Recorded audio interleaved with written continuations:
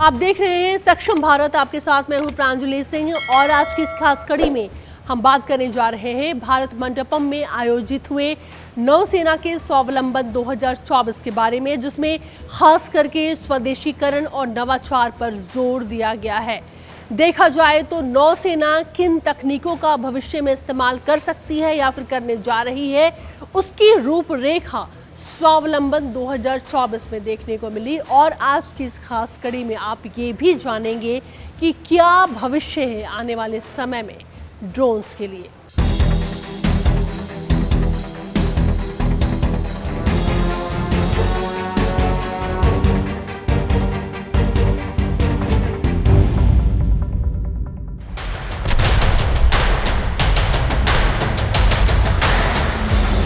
भारतीय नौसेना की भूमिका निरंतर बढ़ती जा रही है, इसलिए नौसेना का स्वावलंबी होना बहुत आवश्यक है।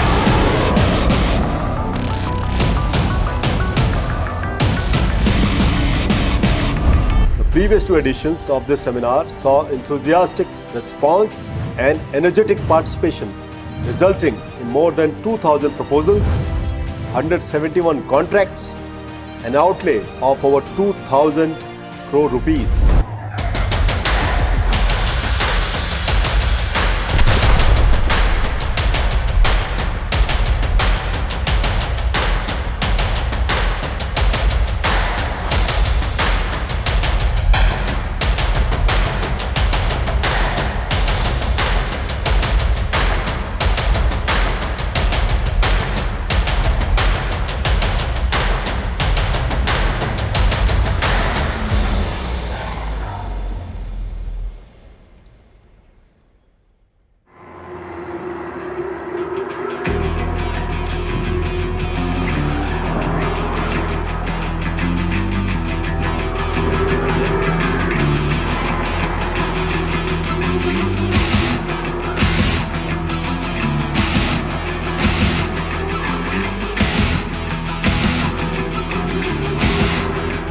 भारतीय नौसेना पिछले 2 सालों से लगातार भारत में बने स्वदेशी उपकरणों को देश और दुनिया के सामने प्रदर्शित करती आ रही है। इसी कड़ी में दिल्ली के भारत मंडपम में 28 और 29 अक्टूबर को भारतीय नौसेना के सेमिनार स्वावलंबन 2024 के तीसरे चरण का आयोजन हुआ। वहां भारत में स्पेसिफिक टेक्नोलॉजी से बने स्वदेशी उपकरण को दिखाया गया, जो भारतीय नौसेना आने वाले दिनों में इस्तेमाल कर सकती है।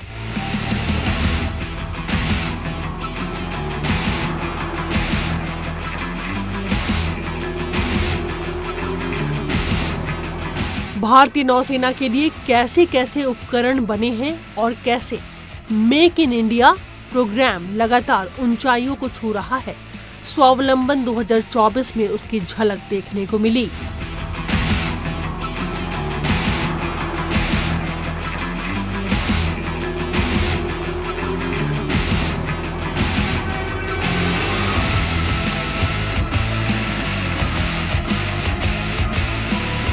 यह कार्यक्रम पिछले 2 सालों से होता आ रहा है।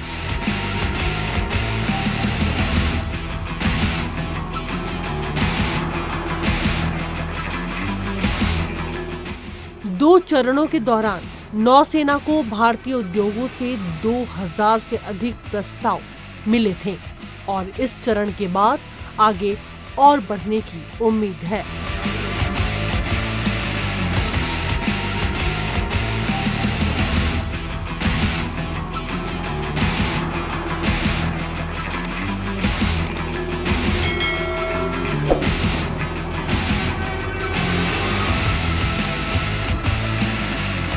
एयर एंड सरफेस सर्विलांस, सतह से आकाश में मार करने वाली प्रणाली, आकाशीय और पानी के बीच का क्षेत्र, एआई और क्वांटम टेक्नोलॉजी वाले मॉडर्न उपकरण खास आकर्षण का केंद्र बने।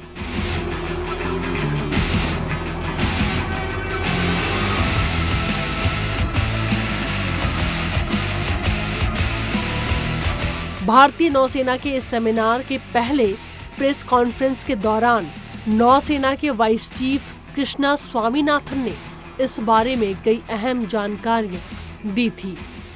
Swavalamban is an expression of our aspiration as a Navy to become completely self-reliant. Swavalamban, the word itself means self-reliant. So we want to innovate, to indigenize, and through indigenization to become self-reliant. So Swavalamban is an event that gives expression to our aspiration. It was an idea that started in 2022, where we said let's have an event where we can engage with the other constituencies of India, the startups, the very young, the very energetic, the very imaginative startup organizations. We said we'll engage with startups, we'll engage with MSMEs, we'll engage with the Indian industry at large that we've been engaging for many decades with, and create new conditions where we can work together, give them targeted challenges where they can respond to operational challenges of the Navy and produce technologies in quick time so that we can plug in capability gaps of the Navy as we see them.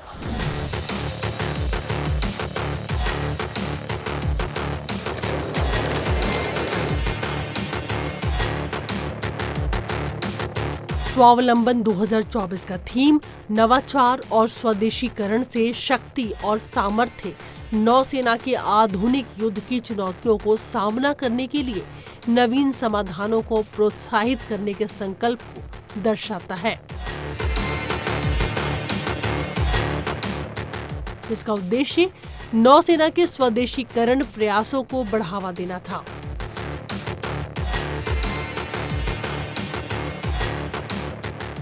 नौसेना प्रमुख admiral Dinesh Kumar Tripathi के मुताबिक इसका उद्देश्य भारत के युवा उद्यमियों के नए विचारों को दिखाना और भारतीय नौसेना और उद्योग के बीच सहयोग को बढ़ावा देना है।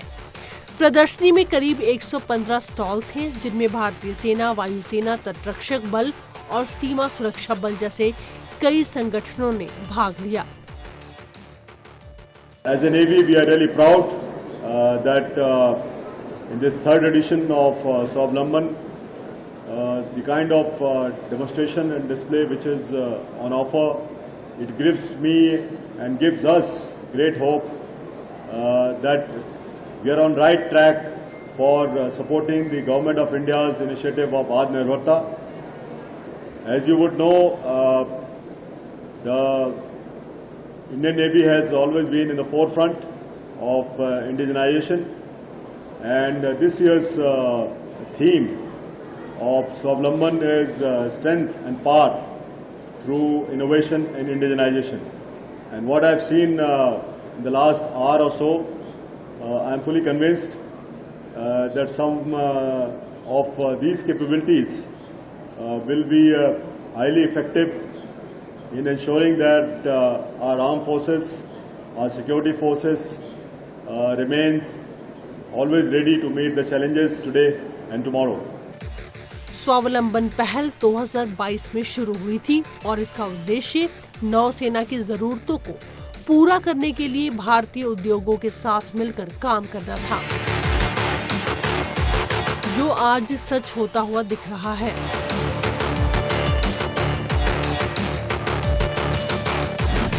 इस प्रदर्शनी में कई नई तकनीक जैसे हवाई निगरानी, स्वायत्त प्रणालियां, कृत्रिम बुद्धिमत्ता और क्वांटम टेक्नोलॉजी के अलग अलग उत्पाद देखने को मिले। स्वावलंबन 2024 में एक बात जो सबसे खास थी वो थी ड्रोन सिस्टम, तकनीक और स्वदेशीकरण की एक अलग झलक। क्या भविष्य में युद्ध का सबसे बड़ा जरिया ड्रोन है?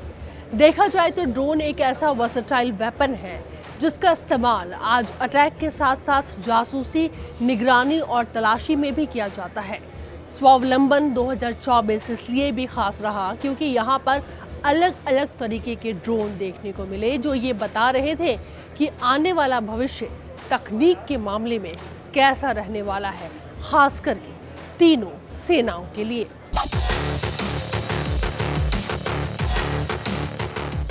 दुनिया अब दूसरे ड्रोन युग में कदम रख चुकी है। इस नए दौर में सैन्य और हथियारों से लैस वाणिज्यिक ड्रोन का तेजी से उपयोग हो रहा है।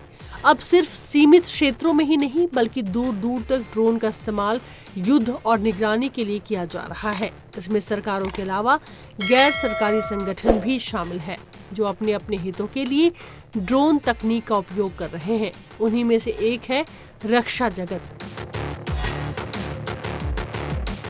बात अगर नौसेना की करें तो समुद्री इलाकों की निगरानी के लिए नौसेना को खास तरह के ड्रोन की जरूरत है। जिस कड़ी में डीआरडीओ के सौजन्य से कई ड्रोन नौसेना के बेड़े में शामिल हो चुके हैं तो कई होने हैं। स्वावलंबन 2024 में हमें ऐसे ही कई उदाहरण देखने को मिले जिसका सीधा कनेक्शन भारतीय नौसेना के साथ था। ये एक अंडर वाटर ड्रोन है, इसे आरओवी कहते हैं। एक्चुअली हमने ये एडेक्स डिस 7 प्रोजेक्ट के लिए नेवी के लिए डेवलप किया था। इसका नाम ट्राउट है। 300 मीटर के गहराई से काम करते हैं और इसमें 2 कैमरास है, एक इमेजिंग सोनार होगा और लाइट्स होगा और रोबोटिक आर्म भी होगा। जैसे कि आपको पता है कि हमारा पानी बहुत इंडियन रिवर्स में बहुत ख़राब होते हैं, तो इसलिए कैमरा उतना बेहतर नहीं होगा, तो इसलिए वो डेटा को एफिशिएंट बनाने के लिए हम सोनार यूज़ करते हैं। जैसे कि हम कॉमन मैन के लिए सोनार रीड करना बहुत मुश्किल है, तो इसलिए हमने एक एआई मॉडल डेवलप किया है कि जो भी आदमी डूब जा रहे हैं लाइव में, तो वो ऑटोमेटिकली वो ड्राउनिंग केस डिटेक्ट कर सकते हैं। और बाकी एप्लीकेशन जैसे कि नेवी के लिए ये वेसल्स का जो भी समुद्र में बहुत ज़्यादा टाइम प्रोलॉन्ग होते हैं, तो इसलिए उसका कोरोशन होता है वो हल का, तो उसका थिकनेस का मेजरमेंट करते हैं।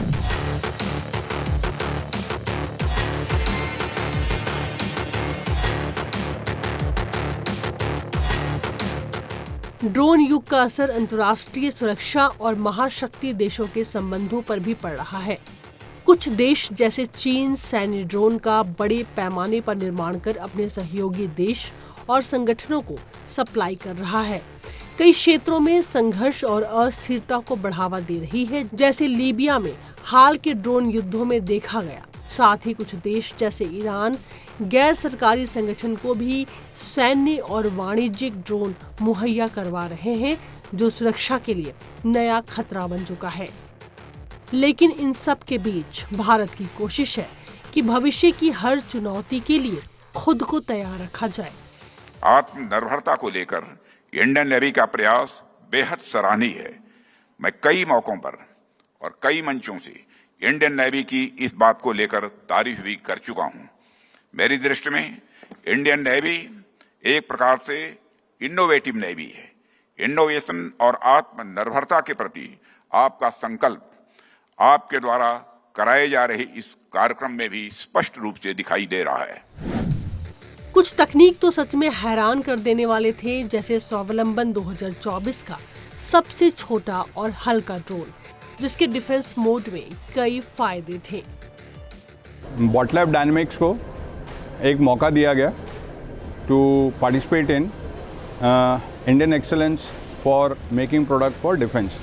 इसमें सबसे ज़्यादा एडवांटेज ये रहा कि हमें रिसर्च एंड डेवलपमेंट के लिए प्रोडक्ट एक अमाउंट मिला, जिससे ये हेल्प हो सके कि we could produce a product which can be compatible and best in the country. This is a indigenous drone with 250 grams net payload with the payload and battery. The battery endurance is about half an hour, range is about 2 km. The best advantage with this drone is its deployability and employability and carriage from place A to place B, which can easily be carried to the ops location. Next best thing is that the image which is continuously being transmitted is going at 2 different stations. Now all this is possible because of the system which we generated because of the research and development which we could do at IIT Delhi. We are able to make the shapes of ESC, FC or the microcontrollers such a way that it helps us reducing the net weight. If you actually have a look, the drone, the PCB cards have been made indigenously. Shape has been designed such a way that it can accommodate only the battery, thereby reducing the size of the drone, the weight of the drone. This is a day payload which is of 30 grams.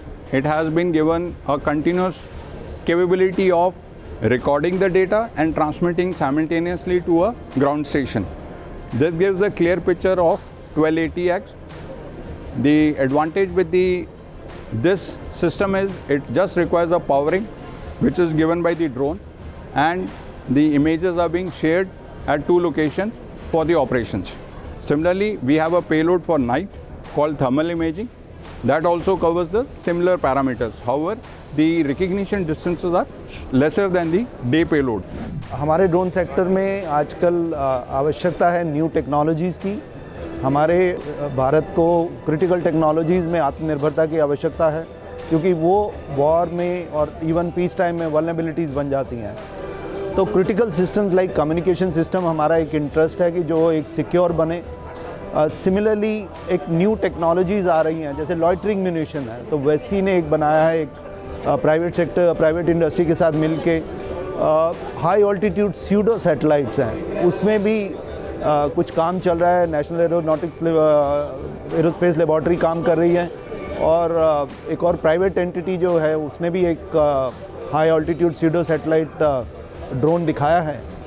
तो हमें जो है future में हमारी कई drone technologies हैं, जैसे तपस programme है, वैसे ही हमारा रिमोटली पायलटेड स्ट्राइक एयर का प्रोग्राम है, कॉम्बैट एरियल टीमिंग सिस्टम है। इनफैक्ट स्वावलंबन में एक जो अदिति चैलेंज दिया गया है वो है मैन अनमैन टीमिंग का एक प्रोजेक्ट दिया गया है। आई थिंक ये बहुत प्रोग्रेसिव सब्जेक्ट है, जिसमें मैन्ड एयरक्राफ्ट अनमैन्ड सिस्टम को कंट्रोल करते हुए उसके ISR या स्ट्राइक मिशंस ले सकता है। तो ये जो स्वॉर्म ऑफ ड्रोन जो बनेगा मैन अनमैन टीमिंग में, आई थिंक ये फ्यूचर टेक्नोलॉजी है। स्वावलंबन 2024 में कई स्टार्टअप्स ने अपने नए आइडियाज के साथ इस एग्जीबिशन को एक नई दिशा दी थी।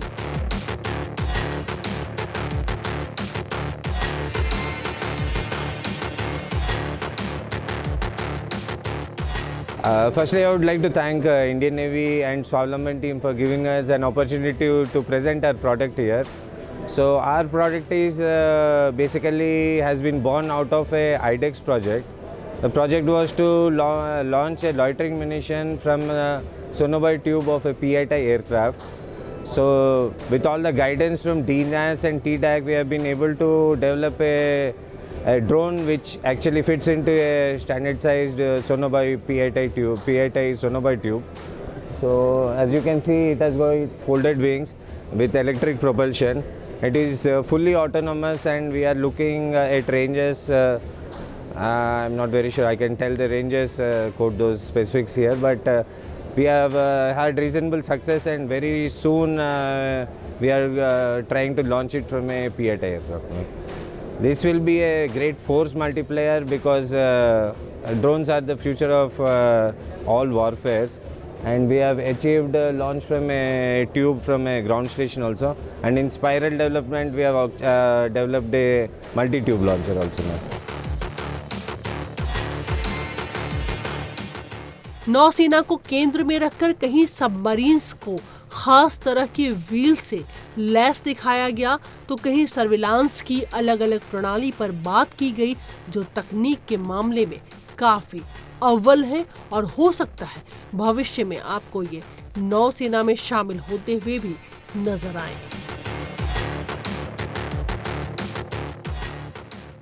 Fundamentally, if you see, we have wheels only on the land, but we don't have wheels in air and water. The so-called advanced modern science has forgotten the wheels in air and water. So this one, what you see here, is a fundamental groundbreaking technology of a wheel which can be used in both air and water, not only for power generation but also for thrust generations. What we are showing is here the wheel in water for driving an underwater drone, which has a lot of advantages for the Indian Navy, because it has 10x lower RPM and it can generate 360-degree radial thrust. The advantage of this underwater drone is it will make a 10x, because of this 10x lower RPM, it will not generate much noise. The cavitation will be lower, and the noise profile is so low that it will be very difficult for the enemy ship to identify it. On top of that, this wheel can also be used for regenerative braking, or if there is any flowing water, we can generate power from this flowing water so that we can charge the batteries of the underwater drones so that the endurance can be extended not just for a few hours, we are talking about days and weeks and months. तो स्वावलंबन 2024 स्वावलंबन navy द्वारा एक programme चलाया जाता है जिसके माध्यम से हम इंडस्ट्रियल पार्टनर्स को वो भागीदारी दे सकते हैं कि वो नेवी के प्रति या तीनों सशस्त्र सेनाओं के प्रति ऐसे प्रोडक्ट्स लेके आएँ जो सेनाओं के काम आएँ, to make them to move, to float and to fight. ये जो कैपेबिलिटी है उसको सशक्त करें। उसी नज़रिए में ये स्वावलंबन प्रोग्राम हर साल आयोजित किया जाता है। इस स्वावलंबन 2024 के दौरान भारतीय नौसेना की यूनिट वैसी द्वारा यहाँ पर कुछ इक्विपमेंट्स प्रदर्शनी में लगाए गए हैं। उनमें से एक है ये drone detection radar. As we know that detecting of a drone is a challenge, reason being first of all it's a miniature in nature and the height at which it flies, जिस पे classical radars जो है for them to detect becomes a challenge. So with this drone detection radar, we can detect drones flying up to a distance of 15 kilometers and having an RCS of 0.1 meters square. As we go about rest of the products like coastal surveillance radar, so we have developed a low-cost coastal surveillance radar which can be deployed anywhere without much infrastructure. And the beauty of this system is that the data of the radar can be relayed using internet, and the security which we provide to make it move over the internet, basically transact over the internet and to reach our servers, and can be made available to any of the displays of the Nishar. Nishar is a system which has been developed by VESI. So it's basically a laptop based system, client based system, where I can get the tactical features, I can get the mail, I can do a group chat, I can do a chatting among all the forces which are deployed across the globe, which are part of our network.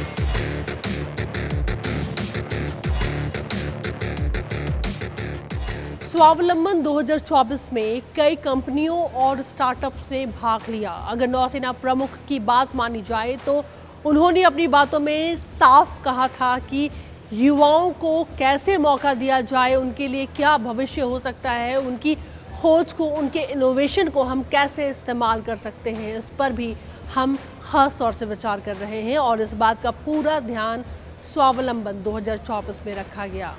कई ऐसी तकनीक भी हमें देखने को मिली जो हमें साफ तौर से बता रही थी कि कैसे नभ में सतह से आकाश में निगरानी नौसेना आने वाले समय में रख रही है और इसमें ऐसी तकनीकों का इस्तेमाल किया गया जिसे आज की जनरेशन, आज की युवा पीढ़ी ने खास करके डिज़ाइन किया है।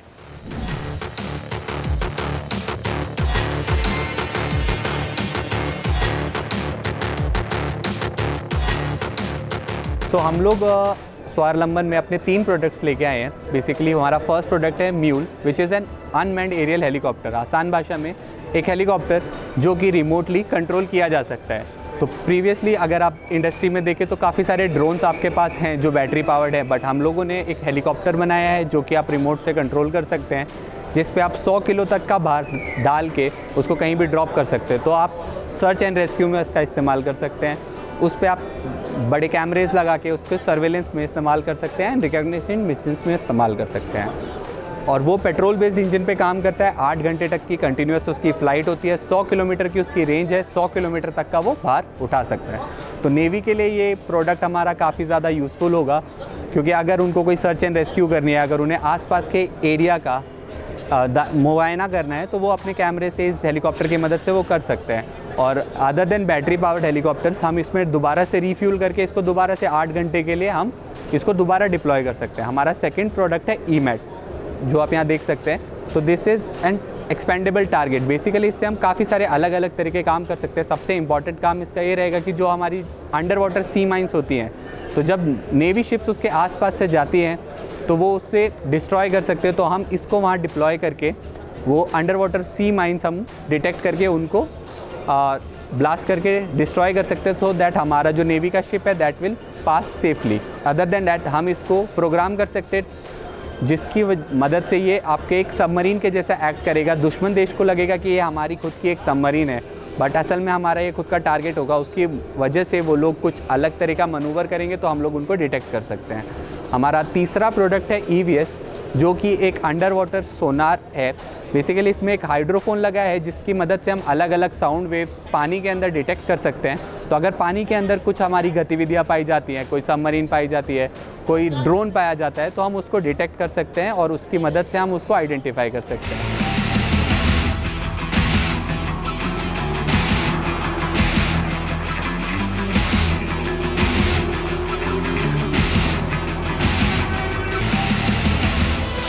At the very heart of the Atmanirbharta vision that Swavlamban professes lies the firm belief of the Indian Navy that if it can be done anywhere, it can be done in India.